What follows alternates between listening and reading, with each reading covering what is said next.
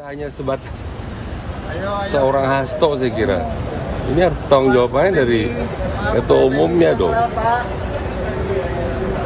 Ketua umumnya yang harus bertanggung jawab. Ya meletakkan jabatan kan itu satria juga. Setahu saya justru Pak Jokowi bantu dia. Setahu saya selama ini. Ya buktinya kan sampai dengan periode pengurus pimpinan KPK yang lama kan tidak pernah ada dikutak-atik. Ini kan periode yang baru.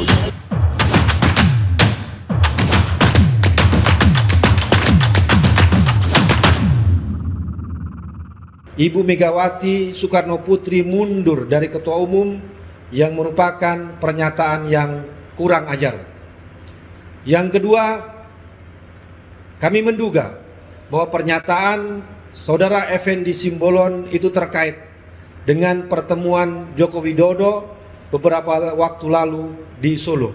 Dan kami semakin yakin apa yang disampaikan oleh Ibu Megawati Soekarno Putri, Ketua Umum PDI Perjuangan pada tanggal 12 Desember, bahwa ada yang ingin mengaut-aut, ada yang ingin mengacak-ngacak Partai Demokrasi Indonesia Perjuangan.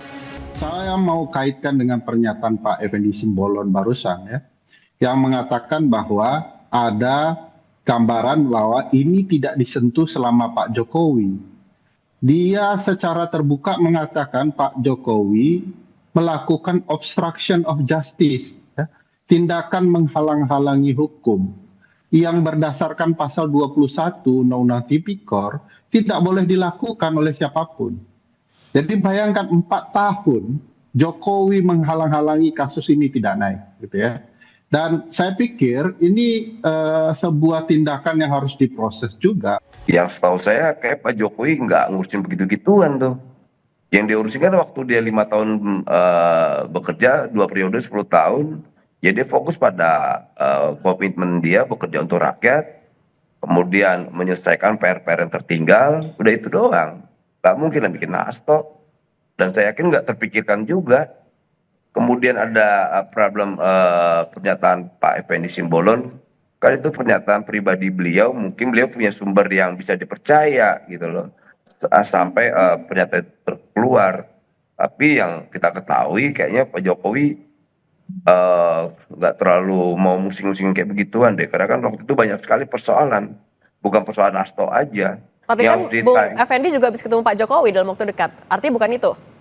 Ya, saya rasa nggak ada ngebahas soal itu. Ya, sebenarnya Effendi itu ingin menegaskan bahwa selama ini Jokowi sebagai Presiden Republik Indonesia adalah orang yang berbuat baik kepada Hasto sebagai Sekjen PDIP. Tentu dalam konteks saat itu hubungan antara Jokowi dengan Pak Hasto sebagai Sekjen PDIP tentu sedang baik-baik saja. Jadi segala apapun yang terkait dengan Pak Hasto, terkait dengan politik dan hal-hal lain, tentunya Jokowi itu berada di pihaknya Pak Hasto. Nah, repotnya memang membaca statementnya banyak orang yang selama ini cukup dekat dengan Jokowi ini agak repot, Mbak.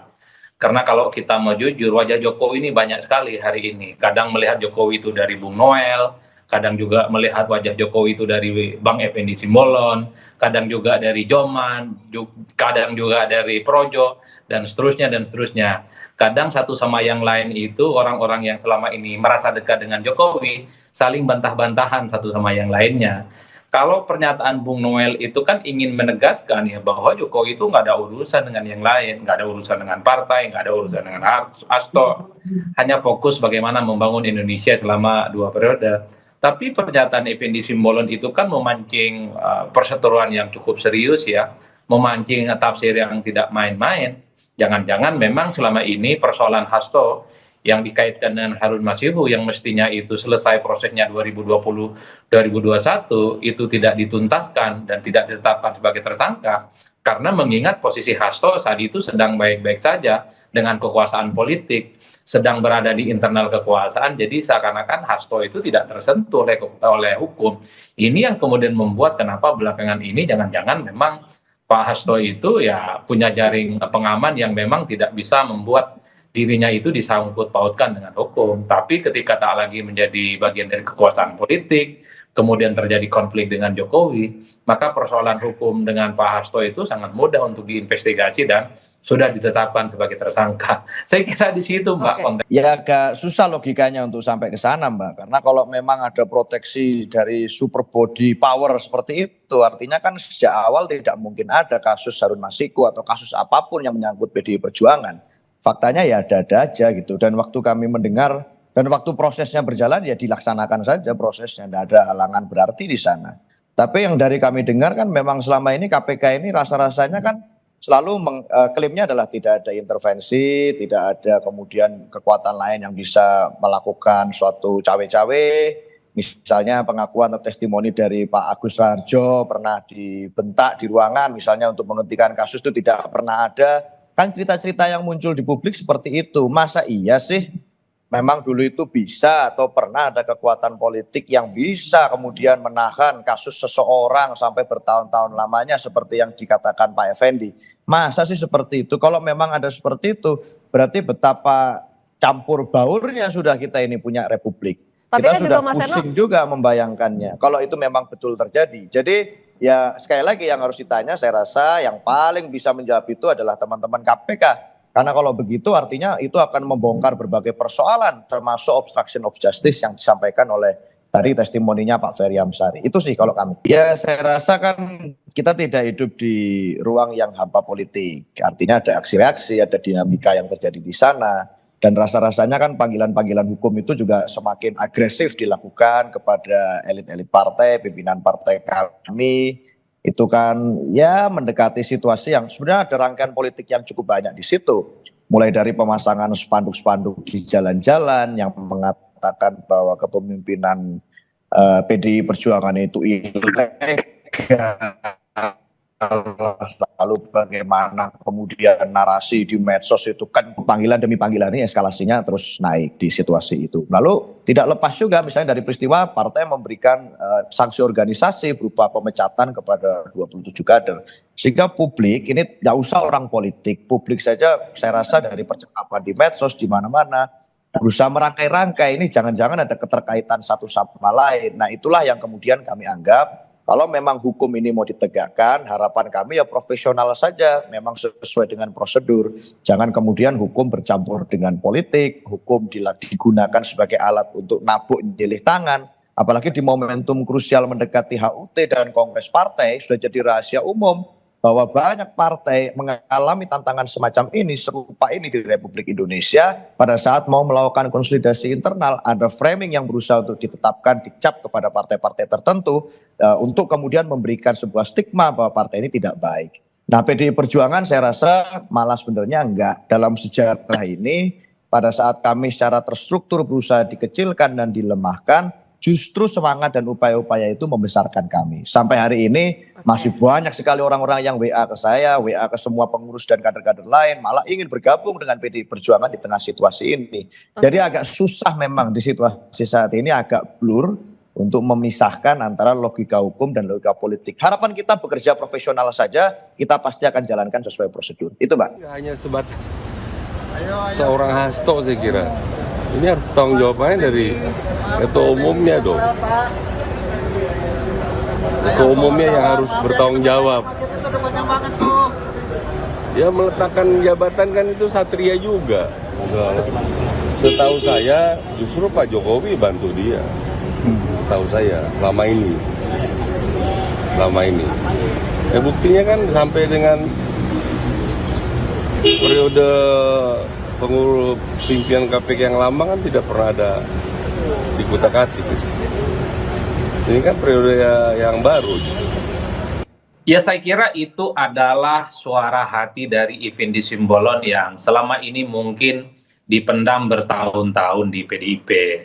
Secara substansi memang apapun judulnya, partai sekelas PDIP harusnya memang harus segera melakukan regenerasi kepemimpinan, terutama untuk melakukan penetrasi dan penyesuaian di mana memang voting behavior dalam konteks perilaku pemilih yang sudah sangat berubah secara total. Cuman sayangnya pernyataan Effendi Simbolon ini dilakukan setelah Effendi itu dipecat oleh PDIP. Jadi sekalipun secara substansi itu sebenarnya sebagai sebuah feedback, sebagai masukan mungkin bagi PDIP, jadinya hanya dianggap sebagai angin lalu, hanya dianggap sebagai bagian dari pepesan kosong, dan yang paling penting pasti dituduh tidak lebih dari sekedar suara dari orang-orang yang selama ini memang dalam barisan sakit hati hanya karena setelah dipecat oleh PDIP. Tapi bagi saya secara substansi memang Bung Seno dan kawan-kawan di PDIP itu tentu untuk memikirkan bagaimana regenerasi kepemimpinan di masa yang akan datang, karena tentu tidak mudah di tengah kompetisi partai yang semakin sengit dan semakin kompetitif tentu saja,